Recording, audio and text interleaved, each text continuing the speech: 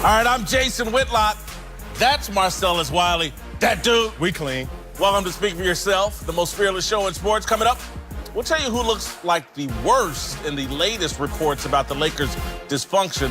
But we start today with Kawhi Leonard. All right, did you guys know that I'm a gamer? Yeah. A couple of months ago, at the ripe age of 51, I bought a PlayStation 4. I feel 14 again. I bring this up because there's a video game about Toronto Raptors small forward Kawhi Leonard.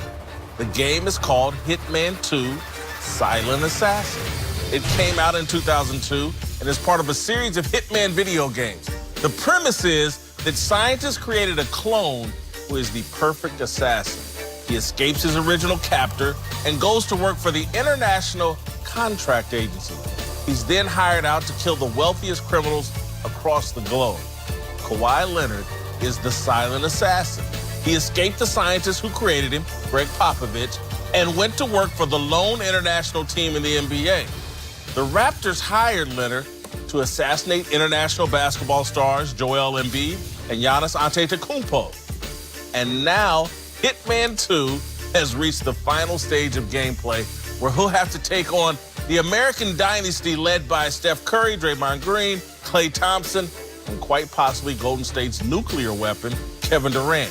If Hitman 2 Silent Assassin is successful in his final mission, he's going to draw even more comparisons to Michael Jordan, the star of the NBA's Call of Duty video game series. Those comparisons will be justified. Taking this Toronto team to the finals is as impressive as LeBron James taking Cleveland to the finals. I say that because Toronto faced stiffer competition in the Eastern Conference than what LeBron did in his last 4 seasons in Cleveland. I'm not saying Kawhi is peak LeBron's equal. That would be ludicrous. I am saying Kawhi is the best player right now. He's better than the 34-year-old LeBron. After watching the Eastern Conference Finals, no one questions whether he's better than Giannis. Kawhi's only competition at this point is Durant, and right now I give the nod to the silent assassin. His advantage on the defensive end is more pronounced than Durant's on the offensive end. No one gets 35 points easier than Durant, but Kawhi can get you 35 when you need it. What separates him is no other superstar can embarrass Giannis and slow every other elite scorer in the league. No wonder Clippers owner Steve Ballmer desperately wants to bring Kawhi to Los Angeles. He wants to contract the silent assassin to finish killing the Lakers franchise. All right, joining the desk now, NBA champion Matt Barnes, Rick Bucher of Bleacher Report. Marcellus, I'll start with you. Yeah. Is Kawhi the best player in the NBA right now? No. And I understand the prisoner of the moment. I understand the dynamic. I know what's going on with Locke. You know, them keys ain't going to press themselves. You got to write something, huh, my dog? But can we remind ourselves who Kevin Durant is and was before this injury? Full screen right here shows a list of the all-time greats of our game. 34 points per game in a single postseason.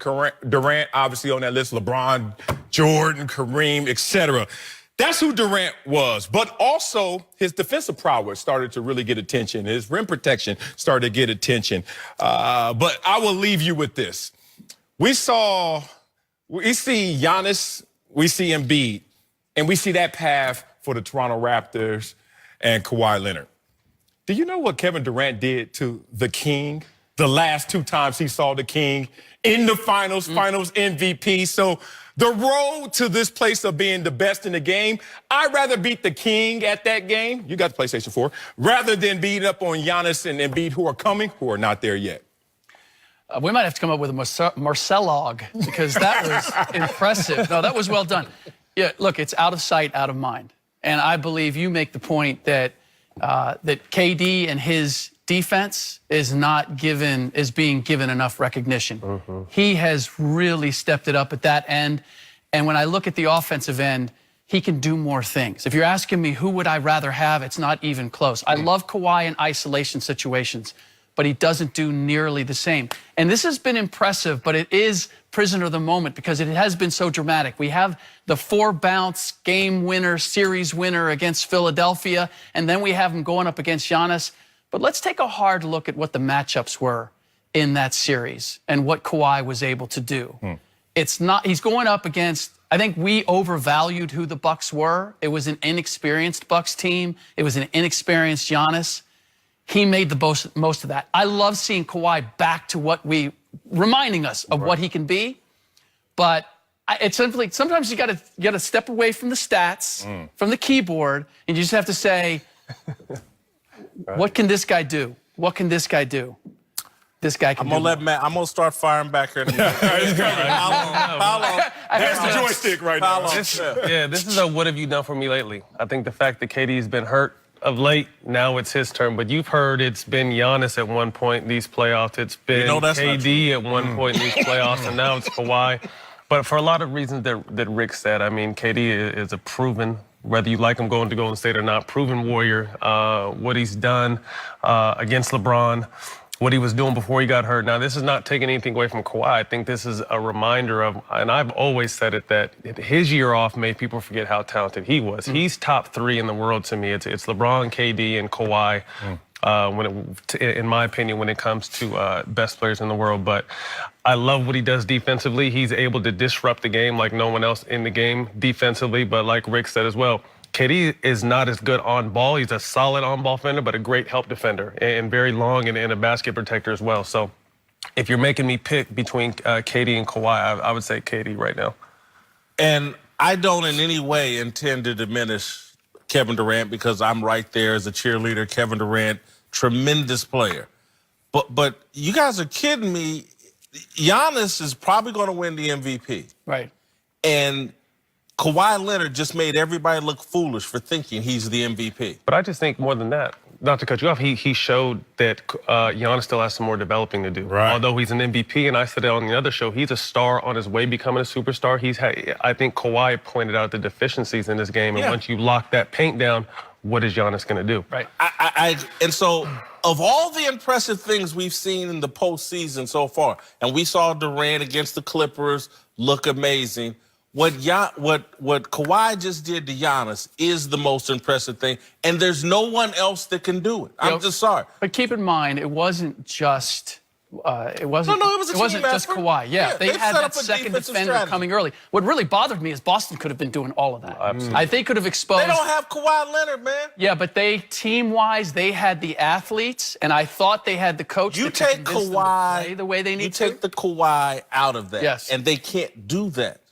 You can't. Again, Brad Stevens is no idiot.